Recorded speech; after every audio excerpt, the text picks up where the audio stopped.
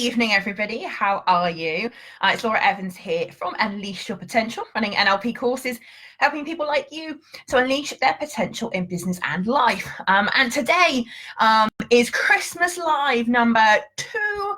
So if you caught me last night, you'll know that I've set my intention to go live every day between now and the 20th of December to impart some tips and hints and tricks for you all as we move further into Christmas and into the festive season.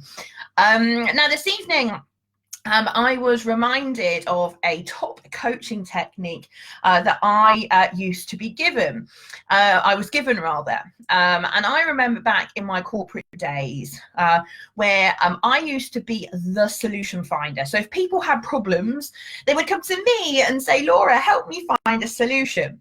And I also had a number of line managers that I used to work with that also used to struggle with this whole thing about everybody else expecting them to have the solutions.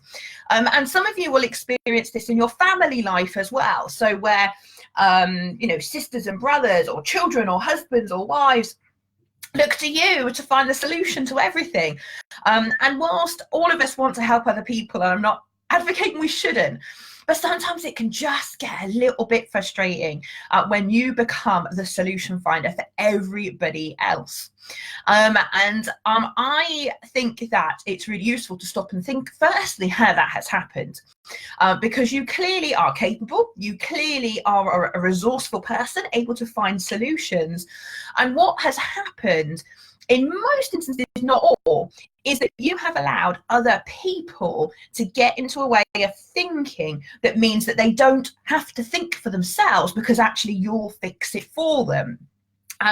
Some of you will be able to relate to this. If you're catching this live, say hello. If you're catching me on the replay, then also say hello, drop your comments below. But it can get really frustrating when people around you stop thinking for themselves, and you have to become the solution focused or solution finder. Now there is a really quick, easy top coaching technique that you can use, and it's so simple, and that is to get yourself into the habit of replying to a question with a question. And I'll never forget my days in hospitality, where I remember having a conversation with a hotel manager, and when you live in stay in a hotel, one of the things that you need are toilet rolls.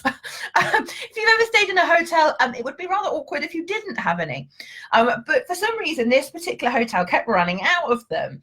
And on her day off, the hotel manager would end up getting phone calls from members of staff saying, we've run out of toilet rolls, like what do we do? And what she used to do, she used to go straight into solutions mode. And the number of times that she'd go in on her day off and go and pop to Asda, pick up toilet rolls on the way and take them to the hotel. They never got to the crux of the problem.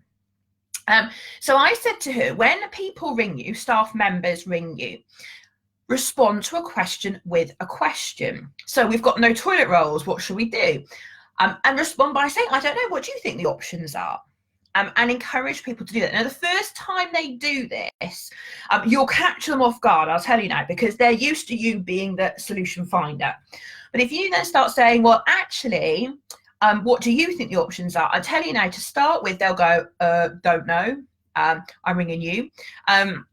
And what I want you to do is allow them time to go away and to think. Okay, so get to put the phone down and say, good, go and take 5 minutes, have a think about what the options are, and ring me back when you've got some ideas.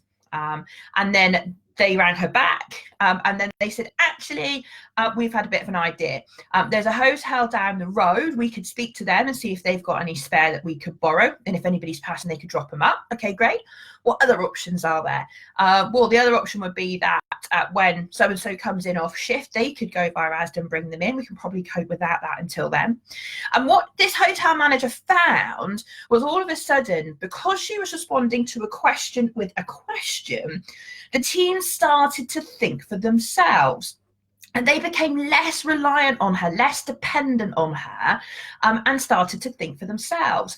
And this is sometimes what happens at work and sometimes at home, where people just don't even attempt to think through for themselves the problem that they're experiencing, what the options might be.